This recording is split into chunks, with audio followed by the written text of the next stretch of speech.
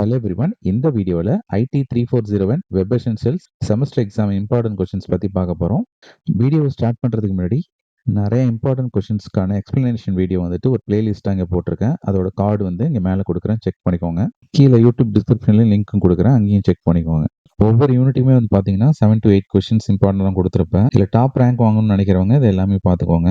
Just pass பண்ணால் போதும்னு நினைக்கிறவங்க, ஒரு யூனிட்டுக்கு 2 கொஸ்டின் தான் 3 கொஸ்டின் தான் படிக்கணும்னு நினைக்கிறவங்க அந்த ஃபர்ஸ்ட் 3 கிரீனில் கொடுத்துருக்கிறது படிச்சுக்கிட்டா போதும். என்னால் ஒரு யூனிட்டுக்கு 5 கொஸ்டின் படிக்கணும்னு நினைக்கிறவங்க அந்த எல்லோவையும் சேர்த்து படிச்சுக்கோங்க, அது மாடரேட்டான இம்பார்ட்டன்ட். இப்போ யூனிட் 1 பொறுத்த வரைக்கும் இந்த டிஎன்எஸ் அது ரொம்ப இம்பார்ட்டன்ட். அப்புறம் website and web server architecture, அடுத்தது வந்து பார்த்தீங்கன்னா web browser architecture and functionality. எல்லாத்தையுமே டயக்ராம் போட்டு எக்ஸ்பிளைன் பண்ணுங்கள். பேஜஸ் வந்து 6 பேஜஸ் கிட்ட எழுதுங்க. 13 மார்க்னா 15 மார்க்னா 7 பேஜஸ்க்கு மேலே எழுதலாம். இப்போ யூனிட் 2 பொறுத்த வரைக்கும் இந்த ஃபர்ஸ்ட் 3 ரொம்பவே இம்பார்ட்டன்ட். HTML ஃபார்மு, CSS செலக்டாரு, அப்புறம் CSS பாக்ஸ் மாடல். இது இல்லாமல் அடிஷ்னலாக ஏதாவது பார்த்துக்கணுன்னா CSS பேக்ரவுண்டு, அனிமேஷன் இந்த மாதிரிலாம் பார்த்துக்கலாம். அப்புறம் HTMLோட ஸ்ட்ரக்சர், அப்புறம் ஏதாவது எக்ஸ்பிளைன் எனி டேக்ஸ், இதெல்லாம் ஆல்ரெடி ப்ரீவியஸ் யூனிவர்சிட்டியில் கேட்டிருக்கான். ஒரு யூனிவர்சிட்டியில் அந்த மல்டிமீடியா கண்டென்ட் கூட கேட்டிருக்கான். 7th போட்டிருக்கான்ல, இந்த ஆடியோ வீடியோ கண்ட்ரோல் அந்த மாதிரி எல்லாம் கூட கேட்கலாம். இப்போ யூனிட் 3 பொறுத்த வரைக்கும் வந்து பார்த்தீங்கன்னா இந்த ஃபர்ஸ்ட் 3 ரொம்ப இம்பார்ட்டன்ட்.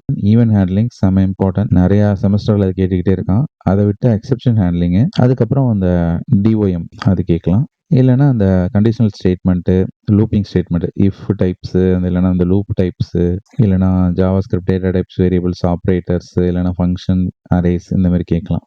அப்புறம் ப்ரோக்ராமாக கேட்கணும்னா இந்த ஸ்டூடெண்ட் ரெஜிஸ்ட்ரேஷன் ஃபார்ம் அந்த மாதிரி கேட்கலாம், ஃபார்ம் வேலிடேஷன் அது மாதிரி. ஸோ யூனிட் 4 பொறுத்த வரைக்கும் இந்த ஃபைல் ஹேண்ட்லிங்கிறது ரொம்பவே இம்பார்ட்டன்ட். அடுத்ததாக வந்து பார்த்தீங்கன்னா அந்த டேட்டா பேஸ் கனெக்டிவிட்டி, PHPயோட விட்டு டேட்டா பேஸ் கனெக்ட் பண்ணுறது. மூணாவது வந்து பார்த்தீங்கன்னா அந்த ஒர்க்கிங் பிரின்சிபல் ஆஃப் PHP அது கேட்கலாம். அடுத்தது இந்த இமெயில் கூட கொஞ்சம் இம்பார்ட்டன்ட் தான், இமெயில் அட்டாச்மெண்ட்டு இதெல்லாம். அடுத்தபடியாக வந்து பார்த்தீங்கன்னா அந்த ஆப்ரேட்டர் டைப்ஸ் கேட்கலாம். அதையும் விட்டால் அந்த கண்டிஷனல் ஸ்டேட்மெண்ட்டு, லூப்பிங் இதெல்லாம் கேட்கலாம்.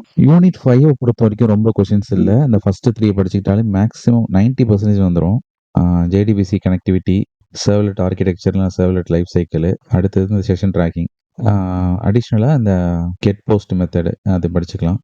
இதில் இது எல்லாமே 13 மார்க்கில் வரும். 15 மார்க்கை பொறுத்த வரைக்கும் ஏதாச்சும் ப்ரோக்ராமாக தான் இருக்க வாய்ப்பு இருக்குது. ஜாவாஸ்கிரிப்ட் யூஸ் பண்ணி form validation, registration form, online shopping இந்த மாதிரி எல்லாம் வெப்சைட் ஏதாவது கிரியேட் பண்ண சொல்லலாம். இந்த மாதிரி இல்லைனா 4th யூனிட்ல பொறுத்த வரைக்கும் அந்த இமெயில் அட்டாச்மெண்ட், இல்லைனா வந்துட்டு ஃபைலில் வச்சு எதாவது பண்ண சொல்லலாம். அப்படி இல்லைனா டேட்டா பேஸ் கனெக்ஷன் வச்சு எதாவது பண்ண சொல்லலாம். யூனிட் 5 பொறுத்த வரைக்கும் JDBC சர்வ்லெட் யூஸ் பண்ணி ஏதாச்சும் insert, update, delete, records, employee record ஏதாவது ஃபில்டர் பண்ண சொல்லலாம். இந்த மாதிரி எது வேணாலும் கேட்கலாம். நிறைய இம்பார்ட்டன்ட் கொஸ்டின்ஸ்க்கான எக்ஸ்பிளனேஷன் வீடியோ வந்துட்டு பார்த்தீங்கன்னா ஒரு பிளேலிஸ்ட்டாக போட்டிருப்பேன், அதை நீங்கள் வந்துட்டு டிஸ்கிரிப்ஷனில் கொடுத்துருப்பேன், அதை பார்த்து யூஸ் பண்ணிக்கோங்க.